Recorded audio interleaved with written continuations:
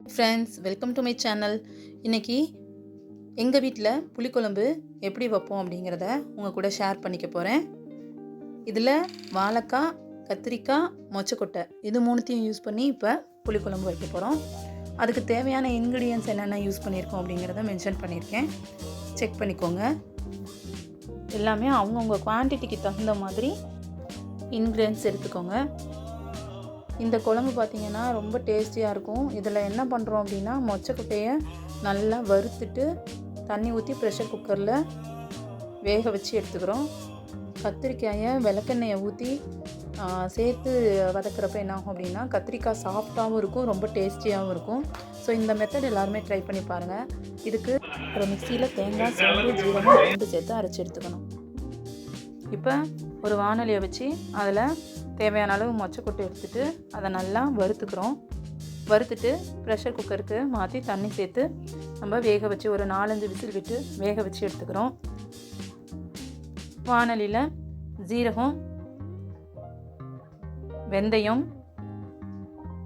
அப்புறம் கடுகு மூணுத்தையும் சேர்த்துட்டு நல்லா பொரிஞ்சு வந்ததையும் அதில் நம்ம கட் பண்ணி வச்சுருக்கிற வெங்காயம், கொஞ்சம் சின்ன வெங்காயம், கொஞ்சம் பெரிய வெங்காயம் சேர்த்துருக்கோம்.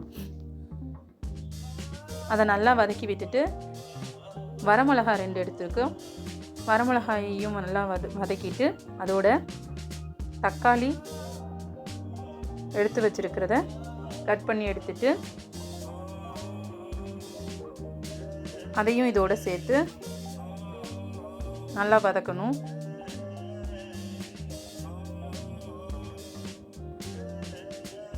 தக்காளி 2 தக்காளி எடுத்துருக்கோம்.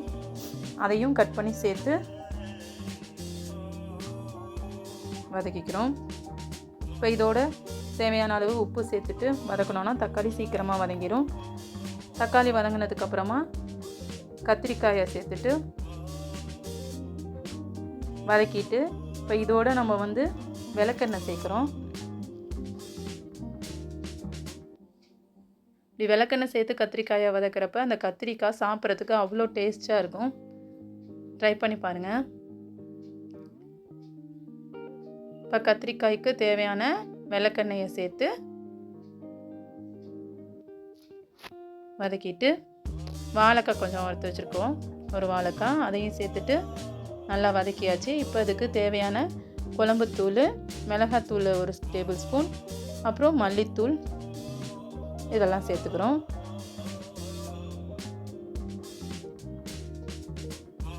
சேர்த்துட்டு நல்லா கலந்து விட்டாச்சு.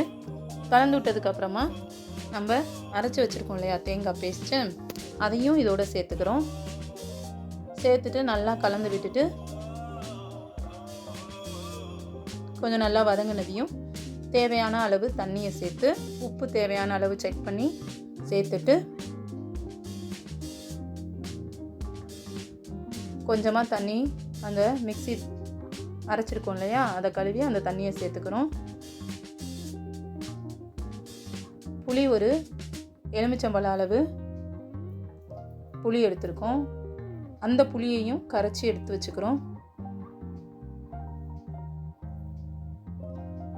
அதை ஒரு பெரிய எலுமிச்சம்பழ அளவு இருக்கும், அதை கரைச்சி சேர்த்துட்டு நல்லா கொதிய விட்டு இதை புளிக்குழம்பு தண்ணியாக தேவைப்பட்டால் தண்ணியாக வச்சுக்கலாம். அப்படி இல்லை அப்படின்னா கொஞ்சம் திக்கான கன்சிஸ்டன்சி வர்ற மாதிரி வச்சுட்டு நம்ம ரைஸோடு சேர்த்து சாப்பிட்டுக்கலாம்.